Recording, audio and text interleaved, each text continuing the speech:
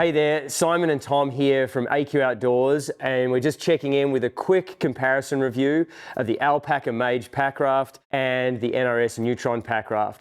Now that we've paddled them both side by side, we just wanted to check in with a few quick thoughts. So we both had a chance to paddle both of these boats in multiple sizes and in multiple river environments. We've used them on a man-made course down in Oklahoma, our man-made course here in Calgary, as well as kind of a longer day out on the Elbow River, including some Class 2, 3, and even a little bit of waterfall use. So the Mage and the Neutron are our two best-selling whitewater pack rafts, though they're designed with very different user groups in mind. So we thought this would be a really valuable comparison to do. So we'll kick things off with the Alpacka Mage Packraft. Now we've paddled this in the medium size primarily, but what we have here is the XL, which kind of compares because we've got the Neutron XL here as well, so you can see the size comparison. Overall, I think the medium for me at 5'10" with a 33-inch inseam was a little bit tight fitting. So personally, I would probably upsize to the large or XL depending on how much gear I'm carrying, but just a bit of context there in terms of sizing. The Mage is a really amazing boat to paddle if you come from a strong or intermediate kayaking background. To me, the Mage feels more like a kayak than a raft. It paddles like a lightweight inflatable boat. It surfs, it skips, it glides, and it does all the things that you would kind of hope to see in like a modern creek boat, but done in a super lightweight, packable, and amazingly portable pack raft. So moving on to the Neutron XL, this is also a pack raft, super packable, lightweight, a little bit more heavy duty material than the Mage, so it does come in a little bit heavier. This particular pack raft is certainly designed with user friendliness in mind. So if you have less experience in the whitewater environment, then this might be a better option for you. We had Matt, who's behind the camera right now, out for his first day on whitewater in his Neutron pack raft, and he managed to paddle some fairly technical Class 2, 2+ whitewater with no flips and under a ton of control. So it's very user friendly in that regards.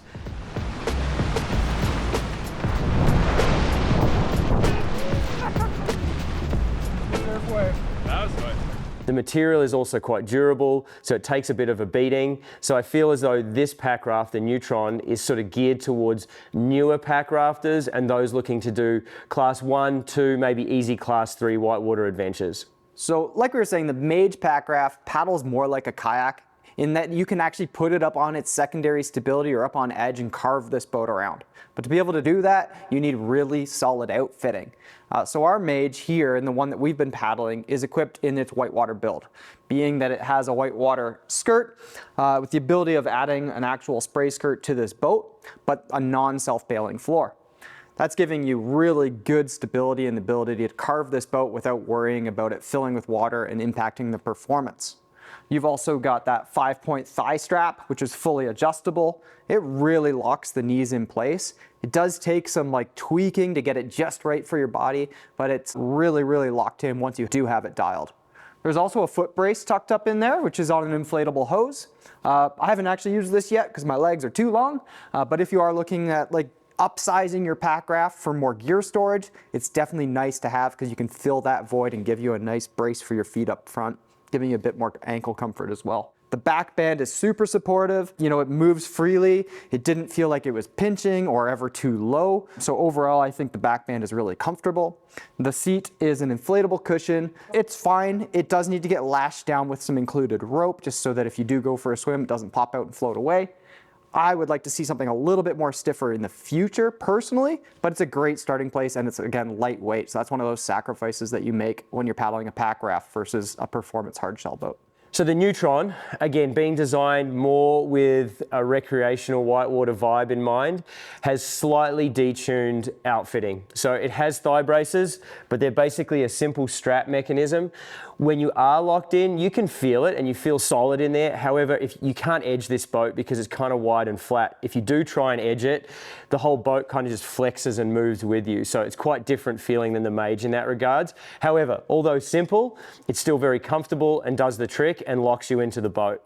The back band is a simple whitewater style back band that sits nicely on your back, and I was comfortable for a full day's paddling in it.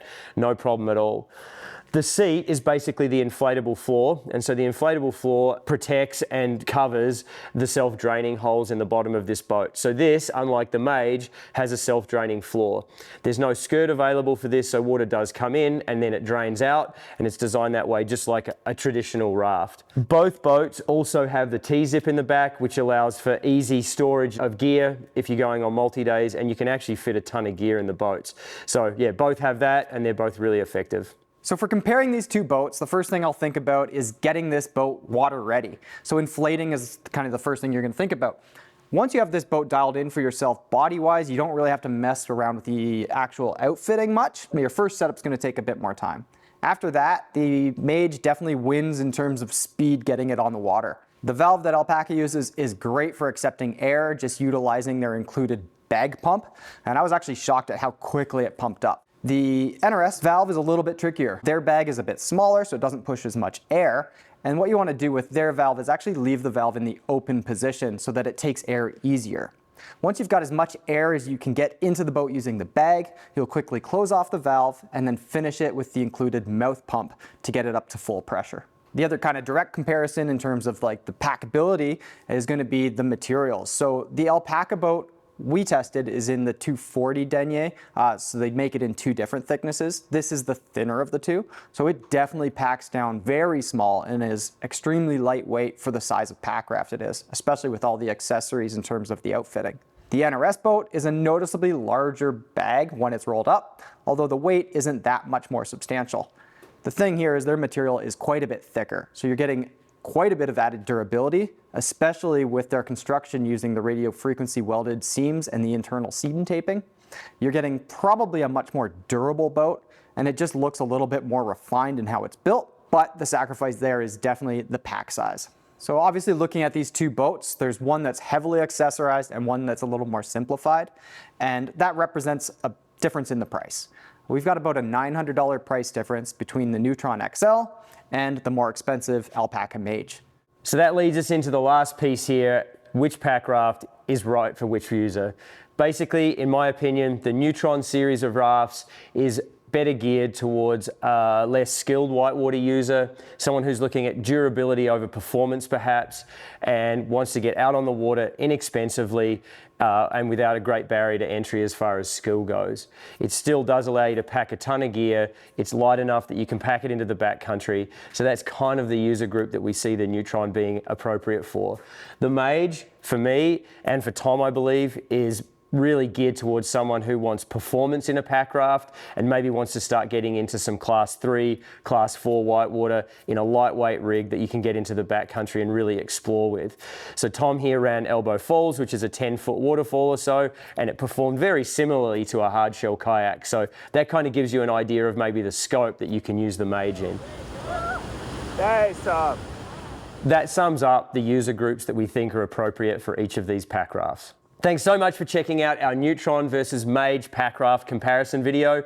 If you like the content, please subscribe to our channel. If you've got any questions or comments, please leave them below and we'll get right back to you.